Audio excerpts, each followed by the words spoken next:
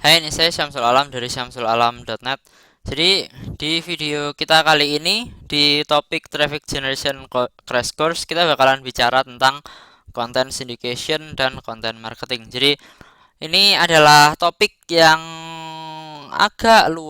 bakalan agak luas kita bahas, dan ini sebenarnya konsepnya simpel gitu ya, tapi nanti penerapannya bisa sangat luas tergantung Anda kreatif apa enggak gitu ya. Jadi, intinya adalah ini Anda tahu kan ya, kalau kalau Anda ingin dapat traffic, maka yang perlu Anda lakukan adalah Anda nebeng situs lain yang lebih besar dari Anda gitu ya. Jadi Anda taruh sesuatu di situs lain yang lebih besar trafficnya daripada Anda, kemudian dari situ Anda mancing traffic gitu ya, dengan apa itu namanya. Jadi ya intinya seperti itulah, saya kok jadi bingung jelasinnya. Intinya seperti itulah. Anda Anda nebeng traffic dari situs lain yang trafficnya lebih besar daripada Anda. Hal tersebut bisa dengan cara Anda ngiklan di situs besar tersebut, atau Anda mempublish sesuatu yang memiliki value tinggi gitu ya, sehingga situs lain itu mau mempublish konten Anda gitu, dan dari situ Anda nanti bakalan dapat traffic. Jadi penerapannya yang tidak begitu advance untuk konsep yang tadi saya barusan jelaskan adalah guest blogging ya. Jadi Anda misal tahu ada teman Anda punya blog lebih besar daripada Anda, yang perlu Anda lakukan, Anda cuma tinggal uh, tawari aja dia dengan konten Anda yang bagus gitu ya, konten Anda yang bernilai tinggi. Kemudian Anda apa itu namanya? Anda minta ke pemilik blog tersebut untuk mempublish konten Anda. Kalau konten Anda cukup bagus, biasanya si pemilik blog bakalan mau untuk mempublish konten Anda, dan dari situ nanti Anda bisa dapatkan traffic gitu ya dari orang-orang yang baca konten Anda, dan dari situ mereka nanti bakalan pergi ke blog atau situs Anda atau apapun yang Anda miliki. Jadi itu adalah penerapan simpelnya. Tapi di sisi lain ya, itu adalah penerapan simpel satu sisinya. Nah, di sisi lain, Anda untuk dapetin traffic tinggi, Anda juga bisa dengan cara Anda ada di berbagai macam tempat gitu ya. Jadi kalau Anda ada di berbagai macam tempat gitu ya, sehingga ketika orang lain itu noleh ke kanan lihat Anda, noleh ke kiri lihat Anda, lihat depan lihat Anda, noleh ke belakang lihat Anda, maka Anda anda pasti dapat traffic gitu ya. Ketika Anda itu tidak bisa dilewatkan, di YouTube ada, di Facebook ada, di Google ada, di Twitter ada, di manapun ada. Ketika orang nyari tentang sesuatu, tentang ini, Anda ada dan lain sebagainya. Kalau Anda di mana-mana ada, maka Anda pasti dapat traffic gitu ya. Itu sudah bukan pertanyaan lagi gitu. Jika Anda bisa membuat diri Anda ada di mana-mana, maka Anda pasti dapat traffic gitu ya. Nah, ini biasanya dulu cuman bisa diterapkan oleh perusahaan besar dengan budget tinggi ya. Jadi mereka ngiklankan diri mereka di mana-mana gitu ya. Seperti misalnya perusahaan rokok ya. Anda lihat di jalanan, di jalan tol ada, di jalan ada, di perumahan ada, kemudian di TV ada, di mana-mana ada. Maka apa itu namanya? Itu adalah cara mereka untuk terus terlihat gitu ya. Dengan mereka itu terus terlihat, maka mereka memastikan bahwa eh, diri mereka itu terus diingat, dan juga orang itu terus membeli produk mereka gitu ya. Jadi intinya seperti itu. Nah, content syndication ini adalah hal yang hal yang nanti penerapan dari content syndication ini nanti bakalan menggabungkan konsep dari yang pertama, yaitu Anda nebeng dari traffic besar, dan konsep yang kedua yaitu Anda berada di mana-mana gitu ya. Jadi intinya gimana sih cara ngelakuinnya gitu. Jadi content syndication ini tuh simpelnya adalah Anda gunakan konten Anda yang sudah ada, kemudian Anda buat konten Anda yang sudah ada itu dalam berbagai macam format gitu ya. Kemudian setelah Anda ubah konten Anda yang sudah ada itu dalam berbagai macam format, Anda submit ke sebanyak mungkin tempat gitu ya. Karena Anda sudah punya berbagai macam format untuk konten Anda, maka Anda bisa mempublishnya di sangat banyak tempat gitu ya. Dan yang enak dari content syndication ini adalah bahwa Anda tidak perlu terlalu repot gitu ya. Seringkali kalau Anda tanya kepada orang, gimana sih caranya dapat traffic? ya Anda bikin aja konten terus-menerus gitu ya. Tapi siapa orang yang cukup waras untuk bikin konten terus-menerus ya kan ya?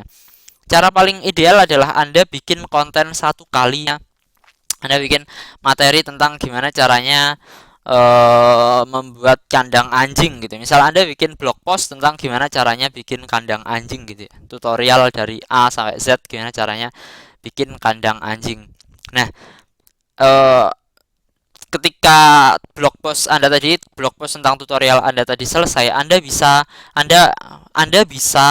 ubah konten Anda tersebut menjadi format lain gitu. Caranya gimana? Misalnya blog post Anda jadikan PDF. Kan gampang gitu, cuma tinggal Anda copy paste ke Word, kemudian Anda format sedikit, kemudian Anda save as PDF, ya kan? Nah, itu adalah cara sangat mudah, nggak sampai 10 menit gitu ya. Anda sudah dapat konten baru dengan format yang berbeda gitu. Dan nanti bisa Anda submit ke tempat baru gitu. Dari yang awalnya cuma bisa Anda publish di blog Anda, sekarang bisa Anda publish, bisa Anda bagikan di forum, bisa Anda jadikan apa itu namanya? Bisa Anda jadikan report gitu ya, report gratis untuk Anda bagikan untuk dapetin email gitu ya. Kemudian bisa Anda lakukan macam-macam lah, dan Anda juga bisa setingkat lebih canggih lagi. Misalnya Anda sudah bikin tutorialnya, sudah bikin versi PDF-nya, Anda juga bisa bacakan tutorial tersebut pakai software perekam gitu ya. Misalnya pakai apa ya? Misalnya pakai Audacity gitu. Jadi Anda bacain aja keras-keras tutorial Anda dari A sampai Z. Anda jelasin lebih spesifik untuk poin-poin yang Anda rasa perlu, Anda rekam, dan Anda sudah punya podcast Anda gitu. Anda sudah punya audio MP4 Anda, dan itu nanti bisa Anda publish lagi di lebih banyak tempat gitu. Anda mau lebih canggih ya, Anda konten yang sama tadi Anda bikin videonya gitu. Jadi Anda kan sudah bikin apa itu namanya? Anda kan sudah bikin tutorialnya tentang cara bikin kandang anjing. Ketika Anda bikin tutorial tersebut, di tutorial Anda kan biasanya ada gambar gitu ya. Misalnya step step satu gini gambarnya. Pertama siapin bahan-bahan gini. Nah, Anda bisa bikin gambar-gambar yang sudah ada, kemudian apa itu namanya, tulisan-tulisan yang sudah ada itu Anda bikin PowerPoint-nya gitu ya. Jadi dan nanti ketika sudah jadi versi PPT-nya kan gampang tuh, cuma tinggal nge- ngatur gambar, ngatur tulisannya di lebih pendekin, hapus beberapa bagian gitu ya.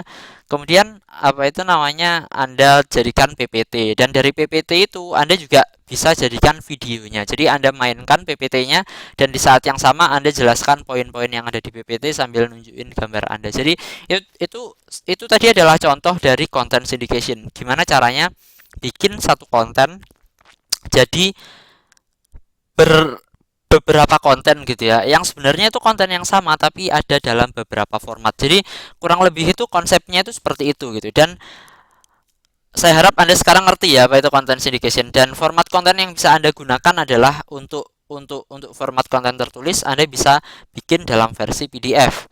Jadi Anda misal bikin blog post gitu ya, Anda bisa jadikan dia tutorial yang sama tapi dalam format PDF. Kemudian Anda bisa juga jadikan FB Notes. Anda bisa jadikan tutorial yang sama, eh, Anda bisa jadikan tutorial yang sama menjadi tutorial tutorial ya, apa ya? Ya mungkin cuma itu ya kalau untuk tutorial ya. Ya oke lah. Jadi kita bakalan move on ke format konten multimedia. Untuk format konten multimedia seperti yang tadi sudah saya jelaskan, Anda bisa ubah tutorial Anda yang awalnya blog post menjadi podcast. Kemudian Anda juga bisa ubah hal yang sama menjadi PPT atau presentation. Kemudian dari hal tersebut bisa Anda ubah jadi video, dan Anda bisa Anda bisa lakukan hal ini secara terbalik gitu ya. Jadi Anda bisa juga lakukan hal yang sebaliknya. Misalnya Anda sudah bikin video, misalnya saya banyak video tutorial ya kan. Nah, saya bisa bikin video tutorial saya bisa ubah video tutorial yang sudah saya punya menjadi tutorial dalam bentuk PDF misalnya, atau misal saya bisa bikinkan blog post dari tutorial tersebut, dan itu sebenarnya adalah hal yang sama gitu ya, tapi karena formatnya berbeda saya bisa menjangkau lebih banyak orang. Dan jadi saya harap Anda sekarang sudah mengerti tentang apa itu content syndication dan apa saja format konten yang bisa Anda gunakan untuk konten-konten Anda gitu ya.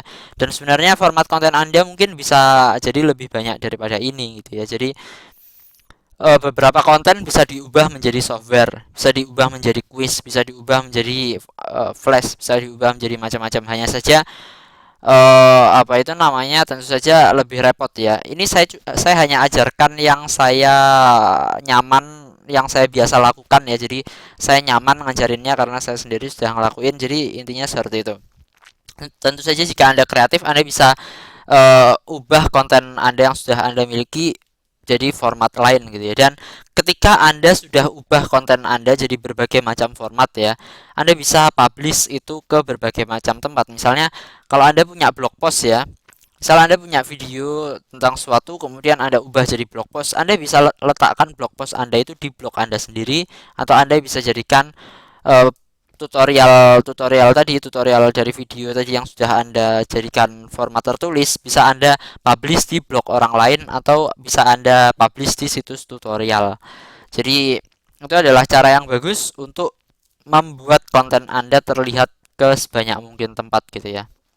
Nah, ada kalanya kalau Anda publish ke suatu tempat gitu ya, apalagi tempat yang bagus, biasanya tempat tersebut ingin konten eksklusif. Artinya kontennya tidak konten konten Anda tidak boleh dipublish di tempat lain biasanya. Nah, hal tersebut bisa kita apa itu misal Anda pernah bikin sesuatu di Kompasiana gitu ya, atau misal di mana gitu, kayak misal Anda pernah nulis tutorial di di majalah apa gitu ya, dan biasanya majalah tersebut mereka ingin kalau konten tersebut nggak ada duplikatnya gitu, jadi kontennya tersebut bukan di copy dari tempat lain gitu. Dan kalau Anda pakai jurus teknik content syndication ini, Anda bisa Anda bisa nge-publish konten yang sama, tapi Anda nggak bakalan kena marah dari majalah tersebut karena Anda sudah ubah formatnya. Misalnya tutorial Anda tadi kan di majalah kan formatnya tertulis ya, Anda bisa ubah jadi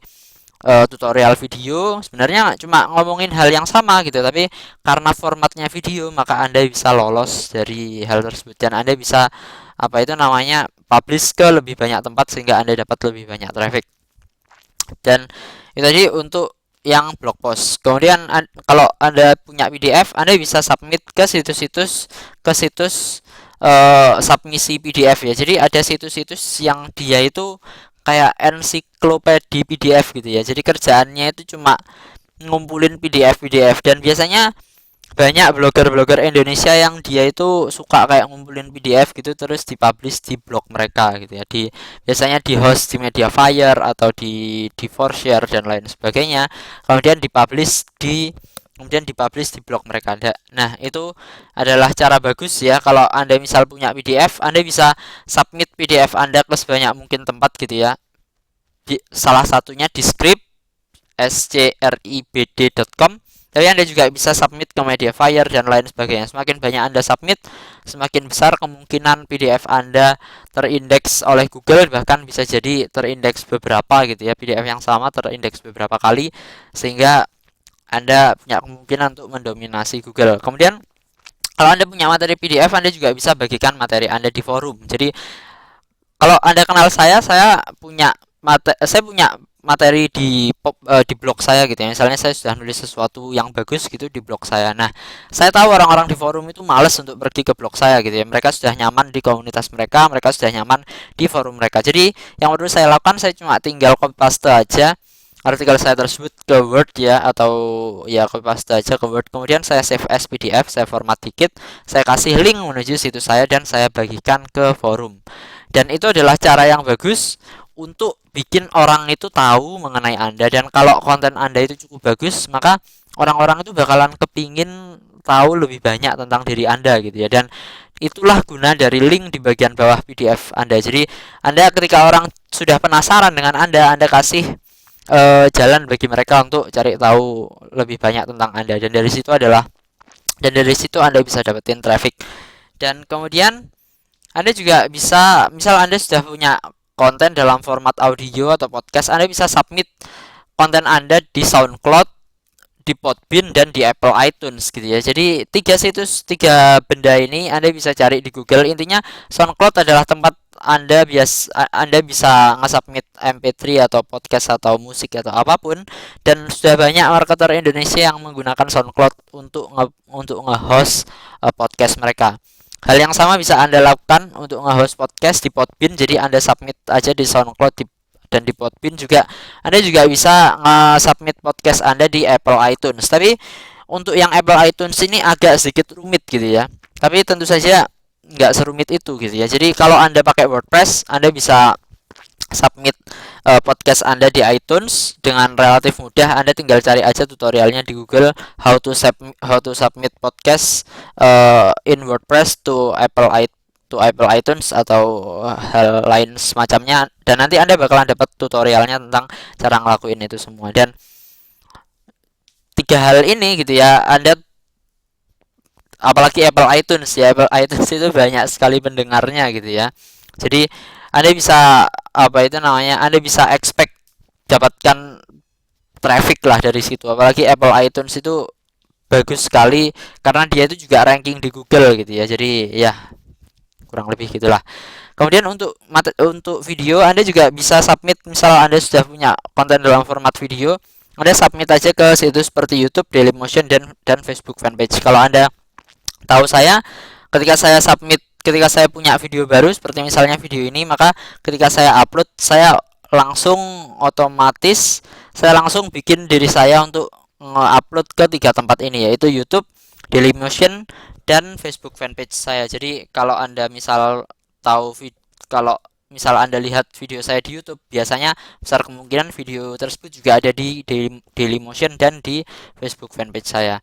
Dan yang ketiga adalah format PPT. Kalau Anda punya file yang sudah Anda convert menjadi file PPT, Anda bisa share PPT Anda di SlideShare atau tempat lain gitu, di mana Anda bisa nge-submit file PPT. Jadi saya rasa sekian dari saya untuk video tentang content syndication ini dan content marketing ini. Jadi saya harap Anda dapat wawasan baru dari video ini gitu ya, dan saya harap Anda sekarang sudah ngerti ya apa itu content syndication, apa aja gunanya, apa aja manfaatnya, dan gimana caranya bikin content syndication ini sebagai salah satu strategi Anda untuk dapetin lebih banyak traffic menuju situs Anda.